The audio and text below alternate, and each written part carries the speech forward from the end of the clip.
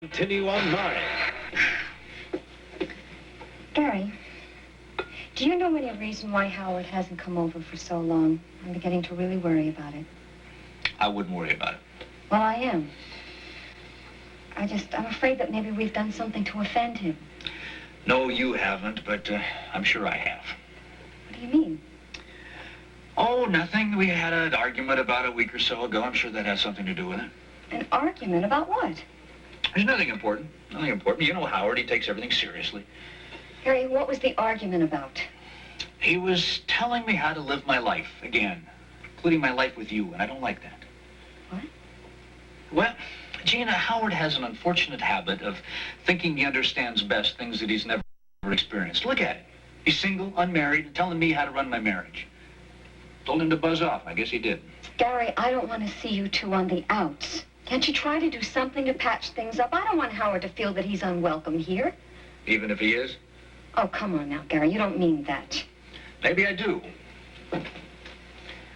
I don't know. I think I'll cool it with old Howie for a while. Seems like whenever he starts getting comfortable with me, that's when all the advice starts. Well, it seems to me that both of you are mature enough to be able to come to some kind of middle ground, short of not seeing each other at all. Does it really bother you that much? Yes, it does. Darling, I was raised with a family around me all of the time, and now that Katie and Mark are gone, I really miss that. Howard's the only family that we have around here. And you know, I invited him and Dory over for Thanksgiving 3 weeks ago. Well, I was kind of hoping I'd be in the family here for you. Don't confuse the tub. I am going to have that thing disconnected. Hello. Hi, Gina. Tracy Quartermain. Oh, hi. Is Gary there? Can I speak to him, please? Just a minute. Tracy Quartermain. Don't suppose she misplaced her reading glasses again, do you? Good morning. Hi, Gary. I have some wonderfully exciting news for you. I couldn't wait to pass it along. Oh, yeah? What's that? Julian Drake called Daddy last night, and he wants to talk to you about your book. He wants you to come into New York as soon as possible. Isn't that exciting? I'll say it is. Oh, all right. You tell your Mr. Drake I will be in New York anytime he wants me. Here we go. Morning coffee. Oh, great. You are an angel. Honey, it's only a cup of coffee. I know, but you're waiting on me hand and foot. I can't tell you how looking forward I am to being able to wait on myself. And you. Well, don't be in such a rush. I enjoy doing it. Oh, thank you. You know, I was thinking this morning what a real Thanksgiving we're going to have. We've never had so much to be thankful for. Hey. You're right. I'm glad to see you looking so well. I guess that visit with Heather yesterday agreed with you, huh? Yeah, we had a nice visit, but I'm still a little worried about her. Why, honey? Well, she's still getting calls from Cal Jameson. It's making her very nervous, and this is just not a good time for her to be under any sort of emotional strain. It seems like the only time she's ever calm is when she's with PJ. Mom had gone out yesterday, and the nurse wasn't here. So she gave PJ his bath, got him ready for bed, everything. Yeah, I know she enjoys looking after PJ, but I'm a little surprised that she's still bothered by that Jameson character. What did she say about it? Not very much. I kind of tactfully dropped the subject when I saw how upset she got. But apparently he keeps insisting that little Stephen Lars is alive someplace. Oh. Well, I can't make heads or tails of that situation. I just hope that Jeff's able to find out something from him this time instead of being tortured by bits and pieces of information. Peter, he also said that the death certificate they found when they went to New York was a forgery. What? Yes. Yes, I think that that's what's making Heather so on edge. Yeah, except that she should be thrilled about it. I mean, it could mean that her baby is still alive. I know. I told her the exact same thing. But she just, I don't know what's the matter with the girl. She just seems so confused. Yeah, you're probably right, honey. And then Mother said something very weird. What?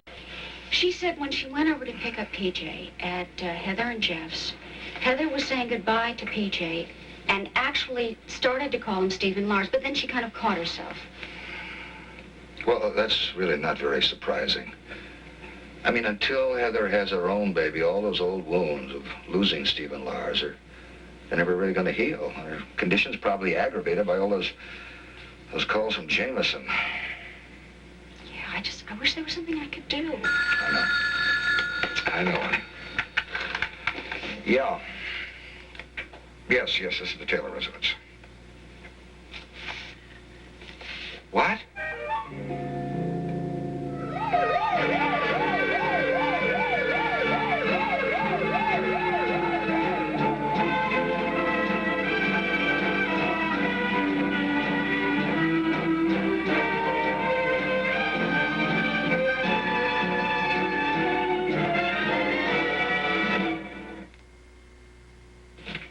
Yes. Good morning. Sorry. Hope you slept as well as I did last night. Yeah, fine. Thanks, Mom. All right. I've got a very busy day mapped out.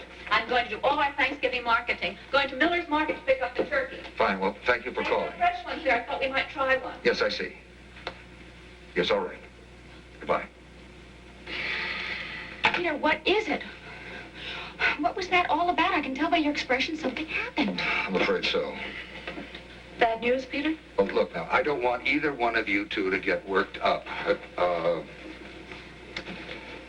Beth was in an automobile accident early this morning. Now, she's in the hospital, but she's going to be fine. Oh, not Beth? Oh, but where is she? Look, How did it happen? Mom, I don't know all the details yet, but apparently she was on a modeling assignment near Lake Placid. They've taken her to the hospital there. They say there are no major injuries. Now, she's got a badly sprained left foot and some bad cuts and bruises on her face.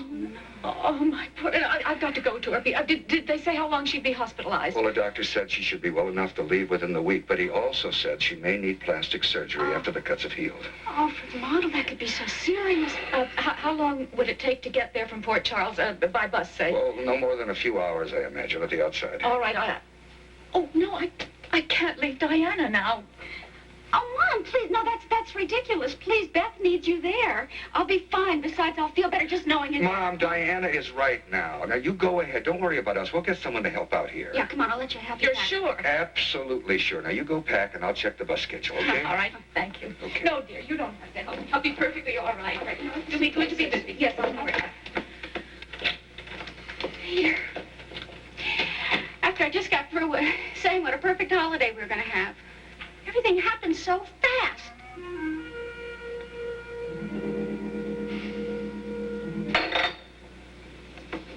Honey, I'm sorry if you're upset, but I felt as though I had to be completely honest with you. Why now all of a sudden after you kept it secret from me these past 2 days? Jeff, why didn't you tell me the minute you heard that death certificate was a forgery? Heather, the only reason I didn't tell you was because I didn't want to upset you. That's all. Not right, Jeff. I am not a child who can't be told things. Honey, do you have any idea how much it's bothered me not telling you?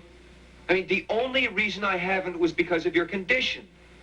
I mean, I have had Gina and your mother both telling me how important it was to keep you from getting nervous and high-strung during this time. So I tried. But Heather, you know that I don't believe in secrets between a husband and a wife. I never have. I didn't like it when Diana kept the truth from Peter about her illness. And all the chaos that Leslie caused by not telling Rick the truth is a perfect example of what can happen. Yeah, what finally changed your mind? Well, you finally asked me directly. And I couldn't lie to you then. It's one thing to evade, but an out-and-out lie is a totally different thing. Oh, it's Susan's fault, all of it. Susan? What are you talking about? Well, she's the one who's been goading you into this Mitch Williams business all along. Heather, you know that's not true. Now, come on, let's just drop it, all right? Heather, will you hold still? Just let go of me, Jeff. No, not until you listen to me. Now, you are letting your anger cloud your reason. Am I? Yes. Don't you realize that this means that our son might still be alive somewhere? My God, Heather, it's a time of hope, not of anger, and certainly not despair. I shouldn't even have to tell you that. It's just that it's such a shock. Well, of course it is. How do you think I felt when John Hapgood called me and told me the news, huh? I don't know what to think. Jeff, where is it all going to end? Honey, it's going to end with our finding Stephen Lars, assuming he's still alive. And I promise you right here and now that I won't rest until I found him. Last night, there was nothing stopping Paris.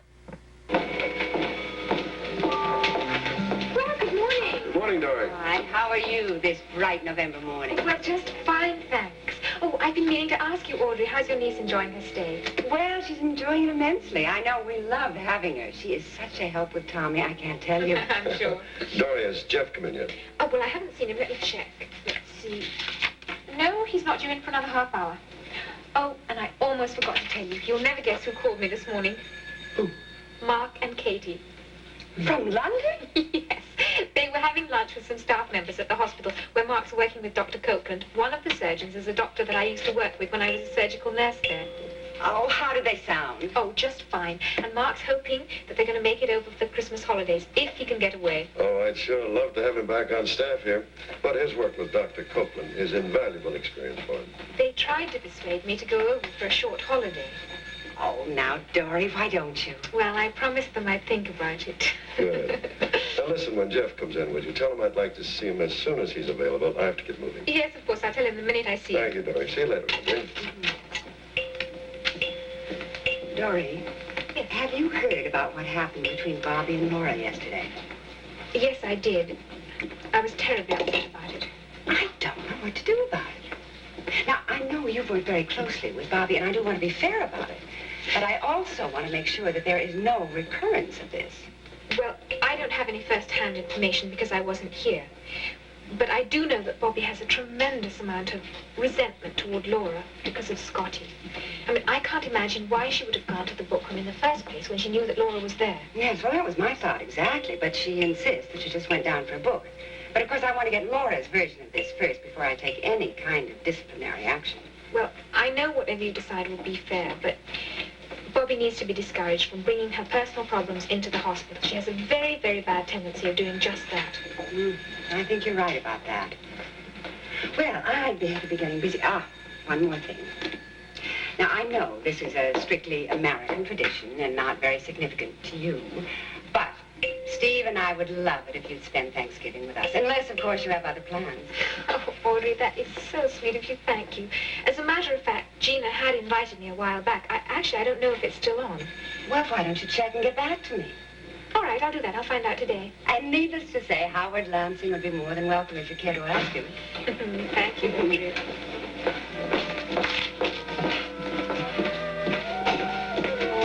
I can't believe Julian Drake is going to talk about my book. He is a very big publisher. Sounds wonderful, darling. What else did Tracy have to say? Nothing. She just wanted to let me know. Honey, do you realize what this could mean? That you'll be a famous author. Better than that. If Drake wants to publish it, it will give me an advance against royalty so that I could write it. I can't very well be a famous author if I haven't written it, right? True. Oh, honey, you have no idea what this will do for my morale. Well, I think I can see what it's already done for your morale. Why aren't you more excited then? Well, I do think it's wonderful, Gary. I really do. It's just that I hate to see you get your hopes up too high in case it doesn't happen. Look, you've never written a book before, and that's a whole other world for you. You bet it's a whole other world. A whole big, wonderful world, and probably the answer to everything I've ever wanted. And if this comes through, I am going to make you so happy you won't be able to believe it. Hey, Gary, don't you realize you've already done that? I mean, there's nothing I want that I don't already have. Well, then you're too easily pleased. There's a lot of things that I still want, and that's no reflection on you. What we have isn't enough for you. Well, yeah, honey, but I want some of this other stuff, too, before we're too old to, to not be able to enjoy it. Fame and success. You bet, as much as they're willing to hand out. And if you'll excuse me, I have to change because I'm meeting Tracy at the hospital. Why? She's going to tell me how to talk to Julian Drake. Give me a crash course on being a young author on the way to fame and fortune, if you'll excuse me. I don't want to be late.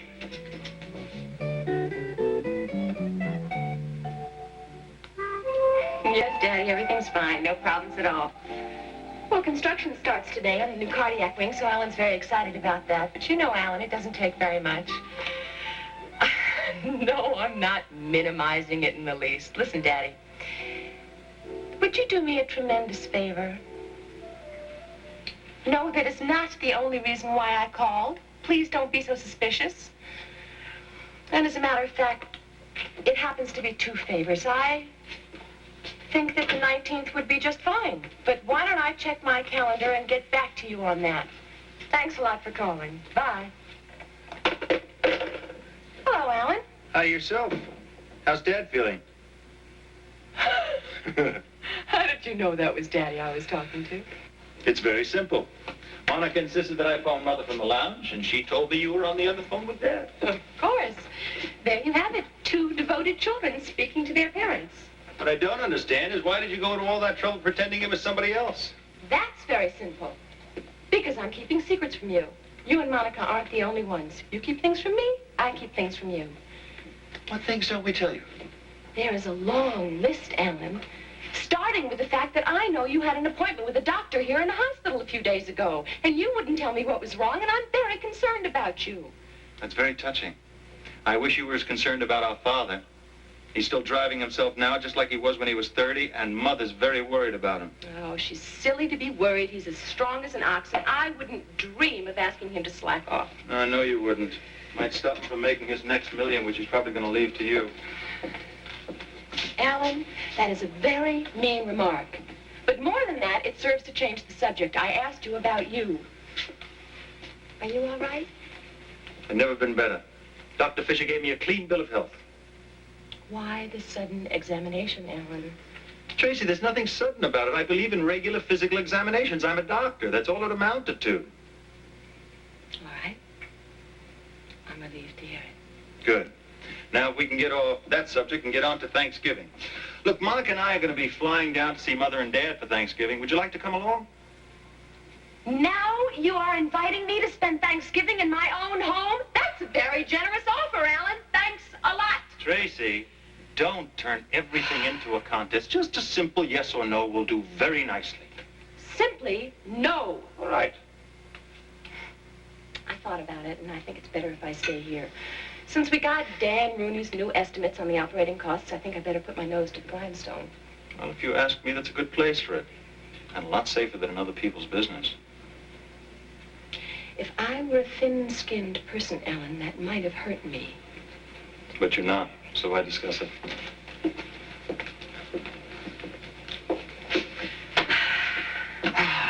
All right, brother dear. I'll just bet I know what the big secret is all about and why you've suddenly decided to fly off to Long Island for Thanksgiving. All right. I'll buy Tracy. What is it? Monica's pregnant. Well? Is she? Whatever gave you an idea like that? Lots of things. To begin with, you're more attentive to her than you ever were before, if that's possible. And secondly, you worry about her all the time, Alan, like she was an invalid or something. You're wonderful, Tracy. Wonderful. I'm wonderful? You are really wonderful.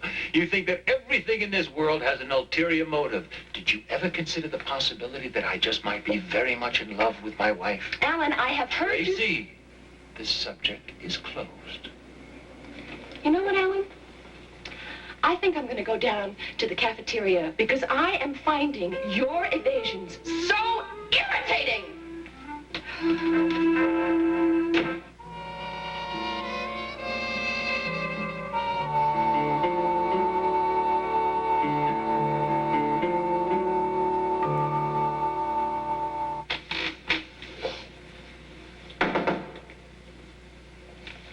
Who is it? It's me, Heather.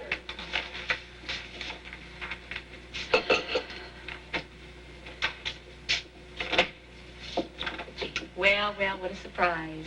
Good morning. Can I come in? Sure. I hope you're coming to thank me for the dinner party the other night, the one you left so abruptly. So far, I have not received a thank you note in the mail. No, I am not here to thank you for anything, Susan. Quite the contrary. I'm here to ask you something. In that case, you don't mind if I finish my coffee and don't offer you any? Susan, I want to know why you're pushing so hard for Mitch Williams to get involved in Jeff's private business with Cal Jameson. I'm not doing anything of the kind. Mitch brought it up the other night, not me. No, but you'd obviously gone on and on about it, even when Jeff said he wasn't interested anymore. Well, if you must know, the whole thing intrigues me. Also, I'm very fond of Jeff, and I don't want to see anyone trying to con him without getting what they deserve. Oh, that's just wonderful. And now, thanks to you, Jeff has asked Mitch to get a full report on him. Good for Jeff. I think he should. I think he should find out everything he can find out about that guy and even put him behind bars if possible. I think you'd want the same thing. All I want is for it all to stop, Susan, and I expect you to stop it. Me? What are you talking about? You'd better find a way to do it, Susan. Now, we haven't heard from Cal Jameson in several days now, and I'm hoping we won't. But if you don't find a way to call Mitch off, you're going to be very sorry, believe me. Well, all I know is that she called in sick on Monday morning, and then one of the nurses saw her later shopping downtown. Well, I think I'll let Jessie handle that one. That's a disciplinary problem that comes under her department. All right. Oh, Jeff, you're just the man I wanted to see. What's up, Steve? I was wondering if Heather asked any questions about your talk with Mitch Williams last night. I could see that she was getting upset. She kept staring at the two of you all the time you were talking. Oh, yeah, she asked, all right. And I told her the truth about everything, Steve. Believe me, I feel a lot more relieved than I did. How did she react? Well, Steve, I think she's starting to deal with it a little better now. I tried to make her understand that this whole thing might mean that Stephen Lars could very well still be alive. And I think she's starting to realize that. She was definitely a lot more relaxed when I left. Well, I'm glad to hear it. I know it was hard for you, Jeff, to try and keep the truth from her. I mean, about the death certificate. Yeah, Steve, it's hard for me to keep anything from her. But I hate it. And I don't like going around feeling guilty all the time. I just didn't want to upset her. I know that, Jeff. Anyway, it's out on the open now. By the way, what are your plans for So the today? phone is filling? Well, I have a couple of decisions. Yes, operator. Yes, he's right here. Just a moment. Jeff, Yes, sir. I have a long-distance call for you. Long distance. Hello, Dr. Weber here. Yes, operator. Jameson? I think so. Hello. Good morning, Dr. Weber. This is Cal Jameson. Beginning to wonder whether I'd ever hear from you again. I'm not going to waste a lot of your time today, Dr. Weber. I presume by now that you've discovered that their baby's death certificate is a forgery? Yes, I know that. And I'd like to know where I can get in touch with you so we can discuss all this. Well, I guess that means I'm in the driver's seat again, doesn't it? Yes, it looks that way. Where can I call you? Well, sorry. I can't trust anyone just now, and I'm not giving out any numbers. All you do is get the money together and have it ready to be delivered on a short notice. I'll let you know where and when. But I'm not going to give you the opportunity to go through with your threat and call the police in. If there's any indication of that, if I suspect it for one moment, then I'm just going to disappear, Dr. Weber. You understand? I'll disappear, and you'll never learn anything more about the truth of your son. Do we understand each other, Dr. Weber? Yes, I understand. All right. You're running the show for the moment. But when am I going to hear from you? In a few days from now. So be prepared for my call. And remember, Dr. Weber, no police, or it's finished for good.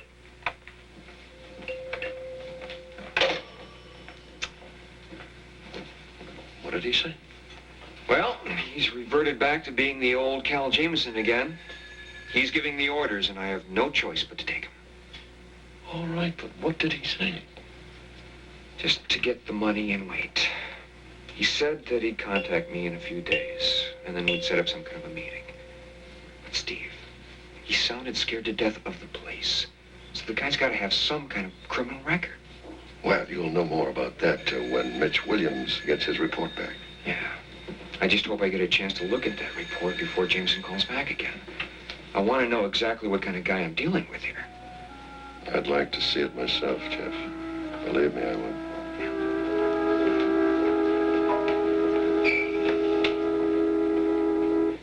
Haven't you learned by now that I don't like threats, especially coming from you?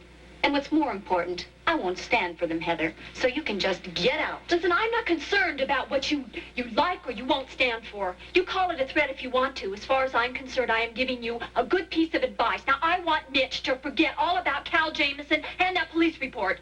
You are not even making any sense, Heather. What can I do about it? Jeff asked Mitch to get that report. I can't just butt in and tell him to forget the whole thing. I don't care how you take care of it, Susan, but I think you're devious enough to find a way, and you'd better. Would you mind telling me just why you feel so threatened by this guy? Because he's obviously a criminal. Oh, come on now. There's more to it than that. You know very well that Mitch could help have this guy put behind bars. And if he did that, he wouldn't bother anybody anymore. So why don't you just let him? If Mitch wants to bring someone to justice, he can find plenty of other people. Now, I want this dropped, Susan. I mean it. I see that. The question is, why? Because I can't take any more reminders about Stephen Laws. I can't stand it. It's upsetting me terribly when I should be calm and collected. It seems to me that that's something you're going to have to work out for yourself. You can't really expect the whole world to come to a halt for 9 months while you go off and have your baby. I am not going to argue with you about it, Susan. But I warn you, if you don't find a way to keep Mitch from getting that report to Jeff, well, I'm going to have to take matters into my own hands. And just what is it that you're threatening me with, exactly? Would you like me to go to Mitch and tell him the truth about your divorce and what kind of girl you really are? If you dare try anything like that, Heather, so help me, it's going to be the sorriest day of your life. Oh, I am so glad to see that it frightens you. Now, you listen to me. Mitch is the first chance at happiness that's come into my life in a long time. I also happen to love him, and I will not stand by and let you do anything to ruin that relationship. I hope I won't have to, Susan. It all depends on you. Now, I have said what I came to say, so I will be going now. But just remember, it is all in your hands now, Susan.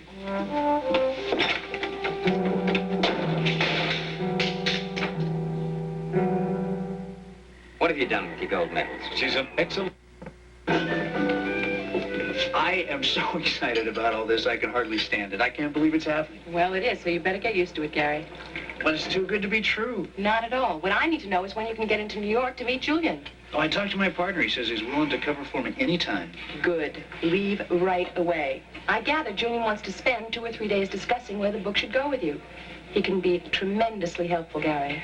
Does he really like it that much? He says there's a kernel of a great idea there, and it could be very commercial if it's given just the right twist. It sounds wonderful. You like Julian, Gary. I think you're both going to get along well. He's very bright, very sophisticated, and on intimate terms with the beautiful people. I'd call him. Go into New York this afternoon. This afternoon? I don't know if I'm going to be able to make it quite that quick. We got the holiday on top of us, and Gina's very big on Thanksgiving, the family being together and all that. Gary, ordinarily I'd tell you to wait, but I think you better strike while the iron is hot. Julian Drake could find another property that he's equally enthused about by tomorrow. If I were you, I'd strike while the iron is hot. Yeah, well, I know, but I also know how Gina's going to feel. Gary, I'm very disappointed in you. Why? I thought you were a winner, waiting for the right opportunity to come along. Gary, the right opportunity has come along, and it's practically been handed to you on a silver platter. It seems to me ambition is made of sterner stuff. Well, of course you're right, aren't you? You have to take advantage of these things when they come along. Then do it. You wanted this to happen. Don't let it slip through your fingers. Well, there are more practical considerations, too, you know. Like what? Well, like a place to stay. I don't have any reservations. I mean, you know, New York is going to be packed on a holiday weekend. Gary, please don't worry about non-essentials. Non-essentials? I don't want to sleep in Central Park. I wouldn't let you sleep in Central Park. I'll call Alan. I'll have him make a reservation for you at his club. Besides, it's a very chic address. It'll impress Julian. No kidding? No kidding. You are incredible. Oh, Tracy, you have done so much for me in such a short period of time. I don't know how I could ever repay you. I don't want repayment, Gary. I love talent, and I like to promote it when I can. However, if you really feel obligated, there is, in fact, one small favor I'd like to ask you. Really? Go ahead. Anything. Good for you. There is something that I am dying to find out. Well, this is going to be my first real Thanksgiving in the United States, and I'm really looking forward to it. Oh, Dory, I hope you won't be disappointed. Mostly it's a day for overeating and watching football games. So I warn you, if you come to our house, that's what you have to be prepared for. The men will be sitting in the den glued to the television sets, and the women will be puttering in the kitchen. Well, I really look forward to it. And I'm very touched that you asked me, Audrey. Thank you. Well, I just hope it works out if things don't materialize with Gina and Gary. I'll find out today. Good morning, ladies. Well, good morning. Good morning, Howard. How are you? Fine, Audrey. You? Good, just fine. Thank you. Oh, dear, I better be off to my next class, so please let me know as soon as you can. Yes, I will. See you both later. Right. So, how are things going? Well, so far, so good. Good. I'm glad that you stopped by, though. I was going to call you later in your office. Have you heard anything more from Gina or Gary about our invitation for Thanksgiving dinner with them?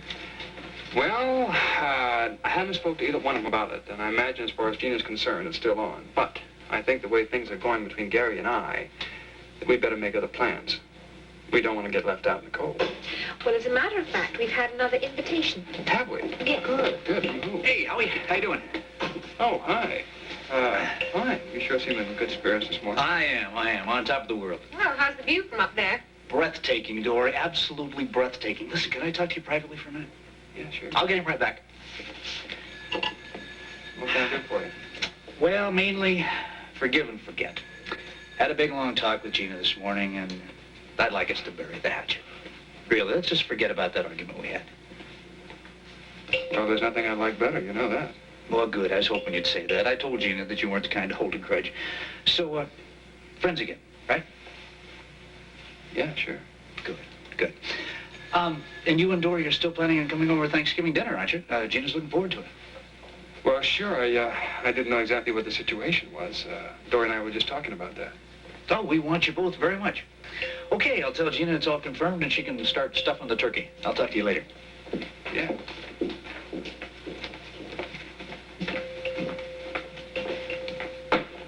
I just don't know how to figure that guy. Well, he certainly seemed to be very happy and cheerful this morning. Yeah, I say he is. If I didn't know him better, I'd say he was on something. He says he wants to forget all about the argument we had, and that Thanksgiving dinner between us and them is still on the agenda. Well, good. Yeah. I just don't get it. I've never seen Gary make such a complete turnaround before. Well, don't look a gift horse in the mouth. It's patched up, and that's what counts. Sure, I just don't know why he changed so suddenly. I don't want to sound suspicious, but I am. Well, maybe it's that holiday spirit working its magic. Maybe. But I'm still skeptical. Hi, Dory, Howard. Hello, Heather. Hi, Heather. There you are. Oh, hi, sweetheart. Hi, come here. Boy, where have you been? I was just down in the book room looking for you. I'm afraid that I got tied up on the phone when you left, and it made me a little late. No problems, Al. Oh, no, it was just Susan. Oh, good. Why were you looking for me? Well, first of all, because I like to see you. And secondly, I just wanted to reassure you that from now on I'm going to be completely honest about everything. No secrets of any kind. I should hope not. Word of honor. And I also wanted to let you know that very soon we may have some real information about Stephen Lars. What do you mean? I got another call from Jameson this morning. You did when? Just a little while ago. Where from? I don't know, but it was definitely long distance. Well, what did he say? Just that I'd be hearing from him and that he wanted to set up a meeting. So, obviously, he's planning to come back to Port Charles very soon. Honey, Yeah, how's your mother doing? she's fine. I looked in on her a few minutes ago. She's almost all packed. All right, well, I'll drive her to the bus station when she's ready. Hey, how you doing? I'm just worried about Beth, that's all. And I'm so grateful that the accident wasn't more serious. Yes, she's lucky. I pray those scars aren't permanent. Hey, now come on, she's gonna be fine. Look, I'm not too happy about the idea of leaving you here all alone with just PJ's nurse. Oh, come on, don't worry about me. I'll be fine. Oh, honey, you always say that. Now, what's gonna happen when the nurse leaves every afternoon? You're still gonna need someone to help you with the housework, and with your mother gone, it's... Yeah, okay, well, look, I've been thinking, and I have an idea. I want to talk to you about it. Come on, sit down. All right. Now, what idea? Well, suppose we asked Heather if she'd help out. I know. Oh, no, come on, honey. look, listen. Now, just listen. I know she would be delighted. And she said that we should just let her know if she's needed. Now, look, I don't think that's such a good idea. Now, especially after what you told me about her calling PJ Stephen Lars. But, honey, you said yourself it's a very natural mistake. Besides, she wouldn't be taking care of PJ. I just need her to take care of the shopping and the housework. I think she wants to get out of her job at the hospital, and, Well, it could just work out perfectly depending on how long Mom wants to stay with Beth. Now, look, I don't want to go back to the same old situation with Heather again, that's all. No, I don't either, but I don't think it would happen. I think we ought to give it a try, at least. If you really want to. Yeah, I do. And I feel comfortable with Heather, and I don't want to get used to any more strangers around the house. All right. I'll talk to her today and see how she feels. Now, if we do this, I want you to promise me one thing. What? If you see the first sign of her trying to take over PJ again, I want you to tell me that right away. Now, will you do that? Yes, absolutely, I will. I don't think there's any danger of that happening again. Well, I hope you're right. Well, I'm all ready, I think. You all packed? Just the essentials, enough for a few days. If I have to stay there longer, I may have to ask you to send some things to me. Okay, whatever you need. Look, I'll go warm up the car then. All right, thank you. Honey, I'm still not happy about leaving you like this. Oh, please, come on now. Don't worry about it, and don't worry about me. You were here through my entire time of crisis, and now Beth needs you. I'm going to be fine. I don't want you to think I'm deserting you. You're not. I know that. You're just being silly. It'd be pretty selfish if I asked you to stay, wouldn't it? Besides that, now you'd just be worrying about Beth. But what I want you to do is please call me as soon as you find out how she is. Oh, of course I will, just as soon as I get there and find out for myself. Here we are. PJ wanted to come and say goodbye to his grandmother. Well, goodbye, my darling. Oh, I'm going to miss you terribly. So don't you worry about anything. Now he's going to be just fine. I know. Here, you take him so he'll stay asleep. Okay, come on, boy. Bless his heart. Who are you going to get to help you? Have you given any thought to that? Yes, Peter and I were talking about it before he came out, and we thought that we'd ask Heather if she could help. Oh, that's a great idea. There's nobody in the world that loves this baby more than she does. Isn't that right, PJ? Yeah.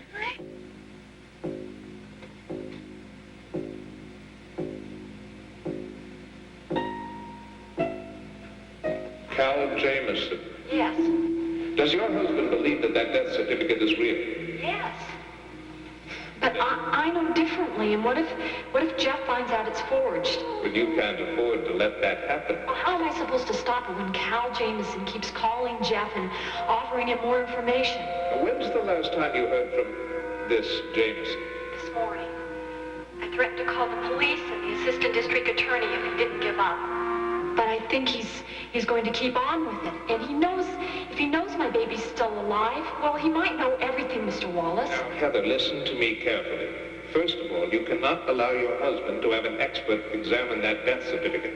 I know that. Very good forgery, but it's not good enough to hold up under a professional scrutiny. Mr. Wallace, Jeff was completely convinced that our baby died in that New York hospital until Cal Jameson started calling. Okay, so it's your job to make your husband believe you, not Cal Jameson. And if he keeps calling, I want you to notify me immediately. Do you understand? Yes, but how are you going to find him if... Heather, just do what I say and don't get hysterical. It never helps. Call me only if you hear from Jameson again. Not for any other reason. It's too risky now.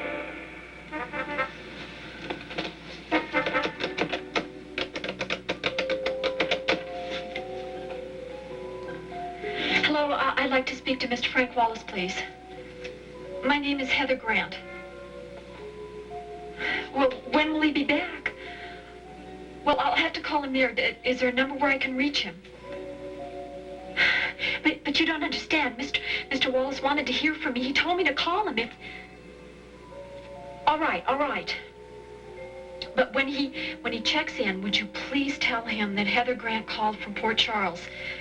Yes, tell him that it's terribly urgent that I talk to him. It has something to do with Mr. Cal Jameson.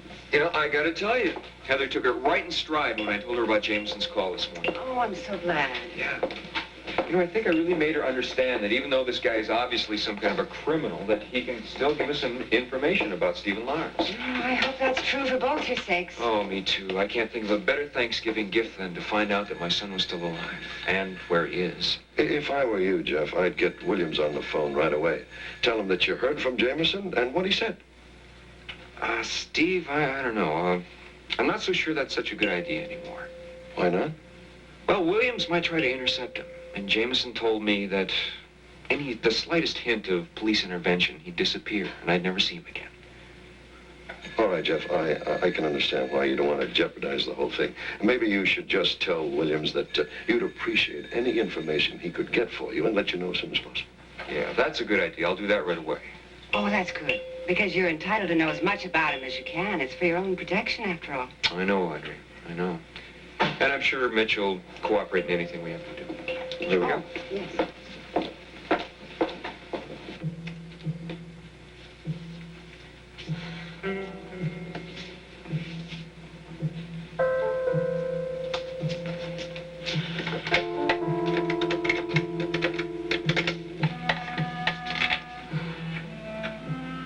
Gladys, it's Susan Moore. I'd like to speak with Mitch Williams, please.